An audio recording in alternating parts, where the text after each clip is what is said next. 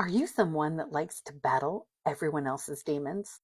If others are in trouble, struggling in life, or having a difficult time, maybe it's a friend, a partner, or even an acquaintance, are you the one that likes to jump in and try to make everything better and save them?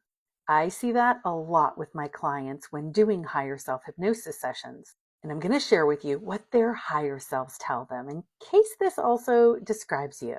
I recently had a client who married a man who was a narcissist and an alcoholic and was incredibly abusive to their children. She regrets the fact that he severely damaged both children. When I asked her higher self if he was actually dealing with demons and fighting demons, literally or figuratively, her higher self said literally he was, that he's a very damaged soul. But she stayed married to him, trying to save him, trying to help fix him. She believed deep down that he was a really good soul and she couldn't stand to see him suffer. And then she had the normal fears about how will I make it on my own, financially, with two children. So fear is another factor that kept her stuck, all to the detriment of her children's mental well-being. We spent a lot of her higher self hypnosis session dealing with self-forgiveness and letting go of regret. So how did she end up with this damaged soul? Her father was the same. She was repeating the pattern, trying to bring healing to it for herself. Under hypnosis, when talking to her higher self, I asked her higher self, would it benefit her to understand that everyone is dealing with their own demons and it's not her responsibility to fight other people's demons, literally or figuratively, so she can learn how to let others do their healing work, live their lives, and not try to be a demon slayer for everyone else. Her higher self said, yes, that would benefit her, but she's confused. What does she do with all this power and energy that she has that she's been using on everyone else? She had to believe she was here to protect everyone and save them from the pain that she experienced growing up. So I asked her higher self, well, what can you tell her about that? And reading from my notes, this is what her higher self said. Just take back all that extra energy and use it for herself.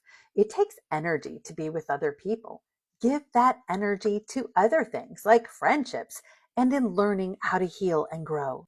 It's redirecting the energy inward. That's what it is. So I asked her higher self, what about this affirmation? How would this work for her? If it's not my journey, it's not my business. Her higher self said it loved it. She needs to know that it's her journey that should keep her going every single day, not anyone else's journey. Her higher self said it really is like the saying, live and let live. That we need to focus on our own journey. And that is a way we can help others. Others can learn from watching us if they're in a position that they want to change, that they want to be different. And if they're not in the position that they want to be different, then they're not going to change anyway, no matter what we do. So if you find yourself giving a lot of energy and time and effort to other people, trying to help them straighten out their lives and deal with their demons, maybe take a word of advice from this person's higher self, which again is really common in my sessions, and focus on your journey.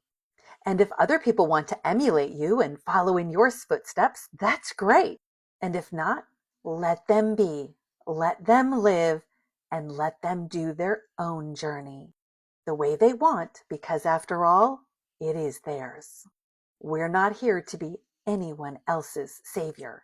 The lessons they face, the experiences, the hardships, the difficulties may be exactly what they need to get them on the right track.